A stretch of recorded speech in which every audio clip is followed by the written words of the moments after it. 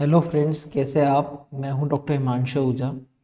जैसा कि आप जानते हैं कि ये lecture series ancient Indian history के बारे में डिस्कस कर रही है are S Sharma text book पे बेस, ताकि अगर आपको किसी भी कॉम्पिटिटिव और गवर्नमेंट एग्ज़ाम में एंशिएंट इंडियन हिस्ट्री से कोई टॉपिक जुड़ा हुआ कोई प्रॉब्लम फेस करनी पड़ती है तो आप उसको ईजिली सॉल्व कर पाए, आपके कंसेप्ट क्लियर हो।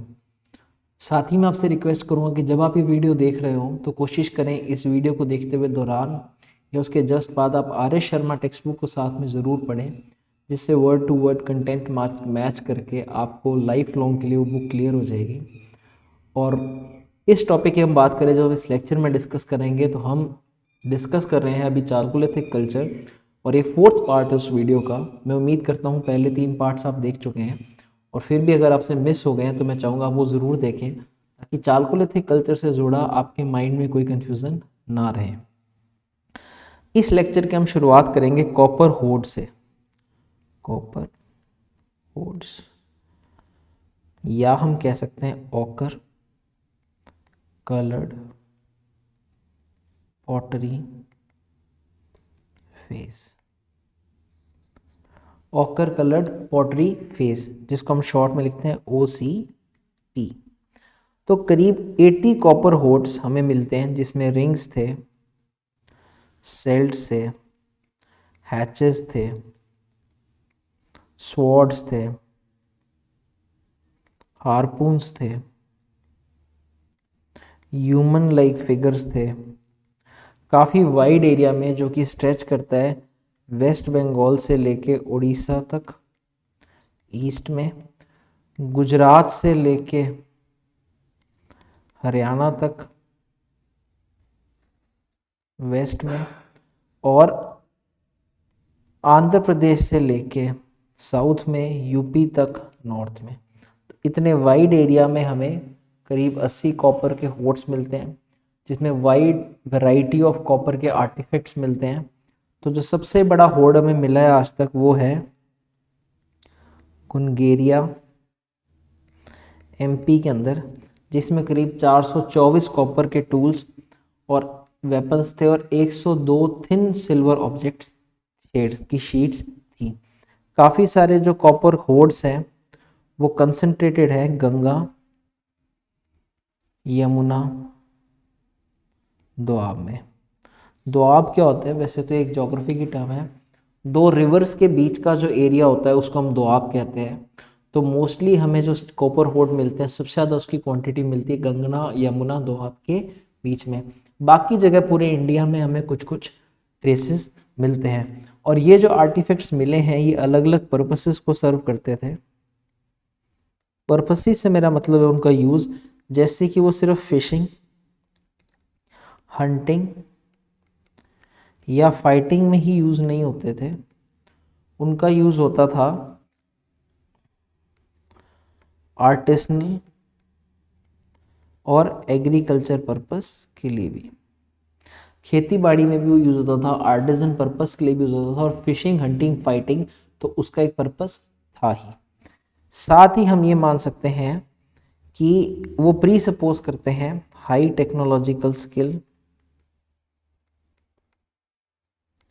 और नॉलेज को कॉपर स्मिथ्स के पार्ट पे, जो कि सिर्फ प्रिमिटिव नोमैड आर्टिसंस नहीं बना सकते। नोमैड ये होते हैं जो एक जगह सेटल लाइफ नहीं लीड करते, कुछ टाइम एक जगह रहे, फिर वहाँ से शिफ्ट हो गए, फिर वहाँ से शिफ्ट हो गए। तो नोमैडिक प्रिमिटिव आर्टिसंस का एक काम नहीं था। It clearly establishes the knowledge of the copper Smiths of those times. साथ ही कुछ 2 जगह हैं वेस्टर्न यूपी में जहाँ पे हमें जब एक्सकवेशन करते हैं तो ऑब्जेक्ट्स मिले जो कि एसोसिएटेड हैं ऑकर कलर्ड पॉट से और कुछ मड के स्ट्रक्चर्स। किसी एक जगह हमें स्ट्रे बेक्ड ब्रिक के भी फ्रेगमेंट्स मिलते हैं, बेक्ड ब्रिक के भी फ्रेगमेंट्स मिलते हैं। जो ब्रिक का कंस्ट्रक्शन है, बर्न ब्रिक का, ये काफ़ी इंपॉर्टेंट हो जाता है इंडस वैली सिविलाइजेशन के टाइम पे। हालांकि चालकोलिथिक कल्चर के टाइम पे हमें बहुत ज़्यादा इसके रेमिनेंट्स नहीं मिलते, सिर्फ 1-2 जगह मिलते हैं, और उनके साथ हमें स्टोन टूल्स भी मिले हैं।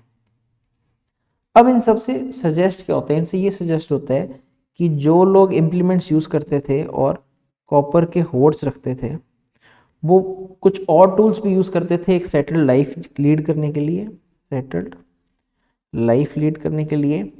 और they were the among the earliest of settled chalcolithic agriculturist और आर्टिसंस जो कि दोआब के हिस्से में सेटल हुए, सब्सटेंशियल पार्ट ऑफ दोआब में वो रहने लगे। कई सारे जो ऑकर कलर्ड पॉटरी के साइट्स हैं वो अपर पोर्शन ऑफ दोआब में मिलते हैं, अपर पोर्शन ऑफ दोआब। पर अगर हम सिर्फ स्ट्रे कॉपर होर्ड्स की बात करें तो वो झारखंड के प्लेटू एरिया में भी मिलते हैं, प्लेटू एरियाज ऑफ झारखंड। और उसके साथ कुछ कॉपर के सेल्ट्स मिलते हैं कहाँ पे, Khetri zone of Rajasthan, Khetri zone of, आप जानते हैं जो खेतरी रीजन है सीकर झुंझुनू के पास, वहाँ कॉपर माइंस है जिनको हम खेतरी माइंस कहते हैं। तो जो पीरियड कवर होता है ऑकर कलर्ड पॉटरी का वो रफली है 2000 से लेके 1500 BC के बीच में, साइंटिफिक डेटिंग्स के बेस पे ऑकर कलर्ड पॉटरी का ये टाइम पीरियड है। अब जब सेटलमेंट्स इस कल्चर की डिसअपीयर होने लगी तो दोआब में बहुत ज़्यादा हैबिटेशंस नहीं थे। अगर हम बात करें अंटिल 1000 BC, 1000 BC तक दोआब में बहुत ज़्यादा सेटलमेंट्स नहीं थी। और हमें पता चलता है कुछ हैबिटेशन जहाँ लोग यूज़ करते थे ब्लैक और रेड वेयर, बट उनके जो हैबिटेशन के डिपॉजिट्स हैं वो इतने थिन हैं और उनकी एंटीक्विटीज़ इतनी पुअर है कि हमें उनके कल्चरल इक्विपमेंट के बारे में कोई डिस्टिंक्ट आइडिया नहीं मिलता, डिस्टिंक्ट आइडिया नहीं मिलता। तो इसके साथ अगर इन एनी केस हम बात करें तो अपर पार्ट ऑफ दोआब में सेटलमेंट तब शुरू हो गया जब ऑकर कलर्ड पॉटरी वाले लोग आ गए। ऑकर कलर्ड पॉटरी पीपल के साथ दोआब के अपर रीजन में सेटलमेंट स्टार्ट हो गया। अगर हम बात करें जोधपुरा रीजन की, कौन से रीजन की, जोधपुरा, जो कि बॉर्डर पे आता है हरियाणा और राजस्थान पे। तो यहाँ हमें थिकेस्ट, सबसे थिक डिपॉजिट मिलते हैं ऑकर कलर्ड पॉटरी के, जिनकी थिकनेस करीब 1.1 मीटर थिक हमें डिपॉजिट्स मिलते हैं। हालांकि किसी भी जगह एट नो प्लेस ये जो सेटलमेंट्स हैं ये 1 सेंचुरी या उससे ज़्यादा एग्जिस्ट करती हैं और ना ही ये बहुत ज़्यादा एरिया में स्प्रेड है। और क्यों ये सेटलमेंट्स एंड हुई या ख़त्म हुई ये हमें उसका रीज़न अभी भी क्लियर नहीं है, उसका रीज़न हमें क्लियर नहीं है। ऐसा भी माना जाता है कि वाटर लॉगिंग की वजह से काफ़ी सारा एरिया पानी में इनंडेट हो गया, डूब गया, इनंडेशन हो गया, जिसकी वजह से वो जो एरिया है वो ह्यूमन सेटलमेंट्स के लिए अनफिट हो गया। पानी में डूबने की वजह से, वाटर लॉगिंग होने की वजह से वहाँ लोग अब नहीं रह पा रहे थे। ये भी एक कारण हो सकता है कि ऑकर्ड कलर पॉटरी पीपल का एरिया में वहाँ से सेटलमेंट्स ख़त्म हो गए। दूसरा जो सॉफ्ट टेक्सचर है जो एक्सकवेशन में ऑल ऑकर्ड कलर पॉटरी निकली है, उससे ये भी कुछ स्कॉलर्स इन्फ्रेंस निकाला है कि ये जो पॉटरी थी काफ़ी लंबे समय तक वाटर से एसोसिएटेड थी या वाटर के टच में थी।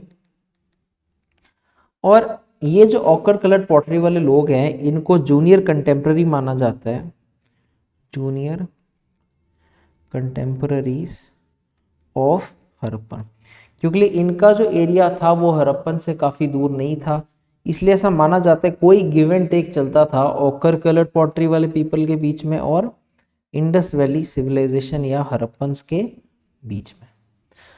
इसी के साथ हमारा चैप्टर कंप्लीट होता है। और अब लास्ट डिस्कशन, अगर हम क्रोनोलॉजी को रिवाइज करना चाहे तो सबसे पहले आता है गणेश्वर डिपॉजिट्स राजस्थान के अंदर। उनका टाइम पीरियड था 2800 से लेके 2200 BC के बीच में।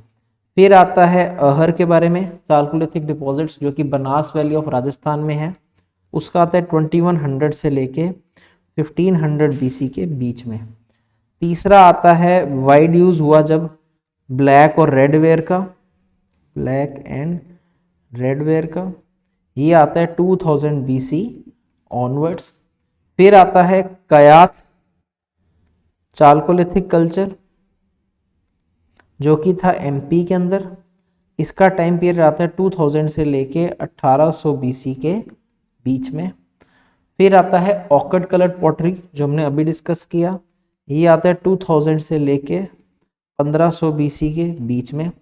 फिर आता है मालवा कल्चर जिसके एग्जाम्पल हमने पढ़े थे कौन कौन से, एक तो नवदतोली, ईरान, नागदा एमपी के अंदर, इनका टाइम पीरियड आता है 1700 से लेके 1200 BC के बीच में। फिर आता है बर्न ब्रिक्स वाला गिलुंड राजस्थान में, 1500 BC के पास। फिर आता है जोरवे कल्चर, आपको याद होगा जोरवे कल्चर महाराष्ट्र में है, इसका आता है 1400 से 700 BC के बीच में। फिर आता है सेंट्रल और ईस्टर्न इंडिया,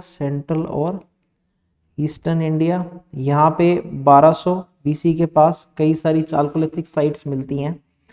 फिर आता है चालकोलिथिक हैबिटेशंस का एक्लिप्स जब आया, जब वो खत्म हो गई वेस्टर्न इंडिया में, ये आता है 1200 BC ऑनवर्ड्स। और ब्लैक और रेड वेयर चालकोलिथिक पॉटरी का कंटिन्यू करता है, टिल 2nd century BC। इसी के साथ दोस्तों हमारा चालकोलिथिक कल्चर पे डिस्कशन कंप्लीट होता है और अब आगे हम डिस्कस करेंगे अगली लेक्चर सीरीज में हड़प्पन कल्चर या Indus valley civilisation. Thank you.